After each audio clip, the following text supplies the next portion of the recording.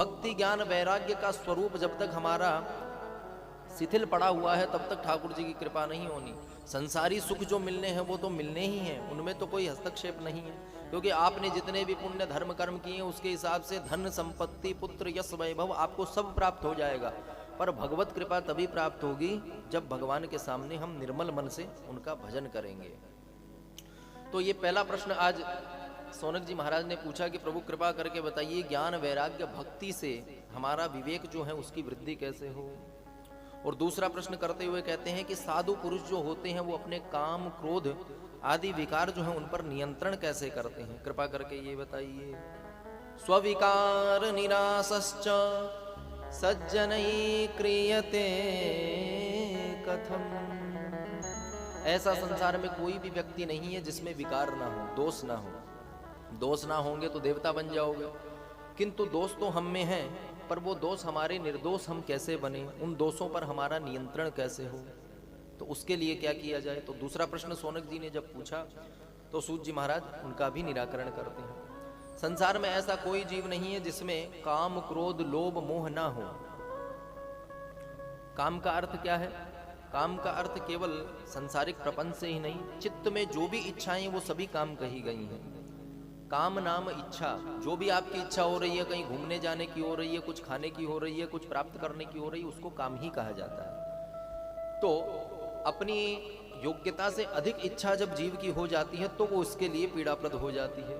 आपने किसी को देखा कि आपके साथी यहाँ पर व्यापार करने के लिए इस नगर में आए थे, पर आज देखो उनकी 4 माला की बिल्डिंग बन गई, हमारा अभी तक प्लॉट ही नहीं खरीद पा रहे। तो फिर व्यक्ति क्या करेगा? उल्टे सीधे रास्ते में जाएगा। बताओ महाराज सट्टा लगा करके कैसे धन आए, या किसी की जमीन को कब्जा किया जाए। योग्यता आपकी नहीं है, ठाकुर जी ने आपको नहीं दिया है।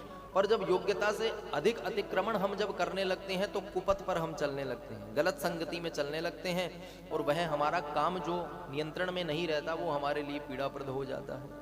और काम से ही क्रोध की प्राकट्य होता है।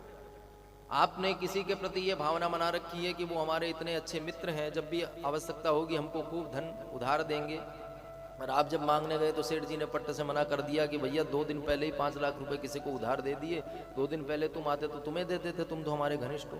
सो ही आपको क्रोध आ जाएगा कि बताओ हमारे मन में हमें तो भरोसा था, और जब आपकी इच्छा पूर्ति नहीं हुई तो उनके प्रति आपके हृदय में क्रोध का संचरण हो गया।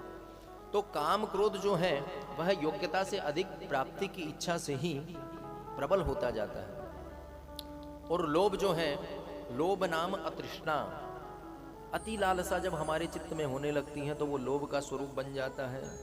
और लोभ का स्वरूप जब बनता है तो फिर हम कुमार्ग पर जाने लगते हैं, भले ही वो चोरी करने से आए, डाका डालने से आए, सट्टा खेलने से आए, किसी की हत्या करने से आए। अरे लोगों की तो बुद्धि इतनी धीरे धीरे भ्रष्ट होने लगी है कि कल परसों ही सूचना मिली कि एक माता जी के पैर तक काट दिए। उन्होंने चांदी के कुछ वो पहने थे, पाटला बोलते हैं मारवाड़ी में संभवतः, कड़े जैसे चांदी के पहनती हैं माताएं, आज भी मारवाड़ी क्षेत्र में भी काफ़ी पहनती हैं। तो जंगल में उनके पैरों में चांदी देख करके उनके पैर काट करके चोर चांदी ले करके चले गए। बताओ इससे ज़्यादा अमानवीयता का उदाहरण क्या होगा। तो ये क्यों हुआ? जब उनके चित्त में योग्यता से अधिक धन प्राप्ति की इच्छा हुई। यदि धनी प्राप्त करना होता तो कोई मजदूरी करके, कोई कार्य करके भी प्राप्त कर सकते थे, पर सबको शॉर्टकट से धन आना चाहिए, मेहनत करनी ना पड़े, माल बढ़िया छने, तो उसमें फिर आपको गलत मार्ग अपनाना पड़ेगा। परिणाम क्या होगा? आज नकल पुलिस पकड़ेगी, डंडे पड़ेंगे, जाकर के जेल के भीतर बैठना पड़ेगा। तो जो कार्य आपने किया है उसका परिणाम भी आपके चित्त में होना चाहिए कि यदि हम कोई गलत कार्य कर रहे हैं तो उसका परिणाम भी हमको आज नहीं तो कल अवश्य ही मिलेगा।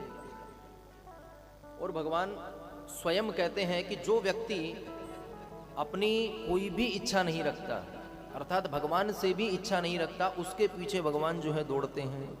और हम क्या करते हैं? भगवान से इच्छाएं हमारी पूर्ति नहीं होती।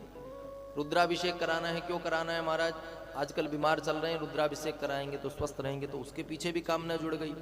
आप बीमार हुए तब आपके मन में रुद्राभिषेक करने की कामना जगी, स्वस्थ जब थे तब ठाकुर जी या भगवान शिव स्मरण नहीं आए क्योंकि आप व्यस्त थे। तो चित्त में कामना जो होती है तो वो योग्यता से अधिक इच्छा की जब हो जाती है तो पीड़ाकारक होती है।